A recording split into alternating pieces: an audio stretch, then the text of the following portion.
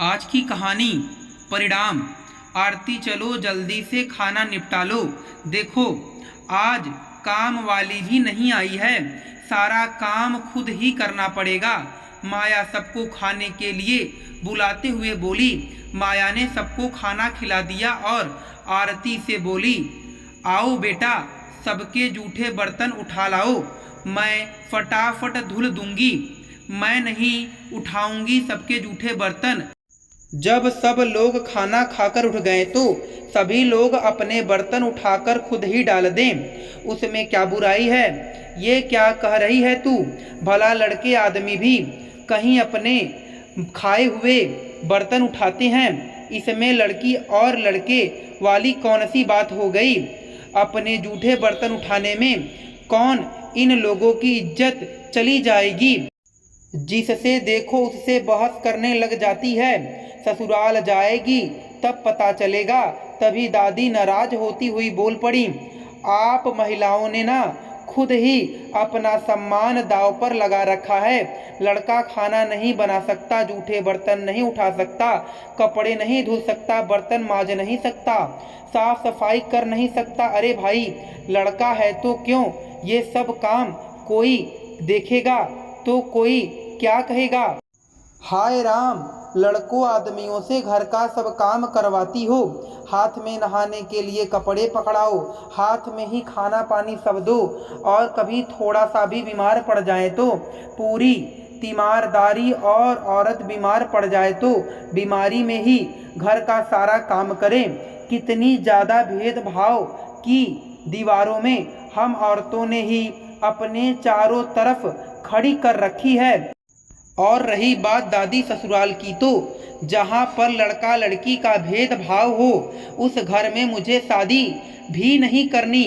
देखो तो कैसे पटर पटर मुंह चला रही है। अरे लड़के आदमी कमाई भी तो करके लाते हैं दादी। आजकल लड़कियां लड़कों से ज़्यादा कमाई कर रही हैं, तो कौन उनको आराम करवा देता है? बाहर भीतर सब कुछ बहुत अच्छी तरह से संभालती हैं। एक लड़की और फिर एक बच्चे का पालन पोषण, उनकी अच्छी से देखभाल भी एक लड़की ही करती है। आरती तैस में आती हुई बोली। और जब आरती की शादी तय हुई तो उसने सबसे पहले मानव से यही पूछा, क्या तुम्हारे घर पर महिलाओं को सम्मान से समझौता तो नहीं करना पड़ता? कभी नहीं आरती, हमारे पापा जी का तो यही सिद्धांत है कि लड़का लड़की एक बराबर। आरती जब ब्याह कर ससुराल आई तो उसने सच में महसूस किया, मानव ने सिर्फ कहा ही नहीं था, यहाँ पर महिलाओं को आरती की उम्मीद से ज़्यादा सम्मान मिलता।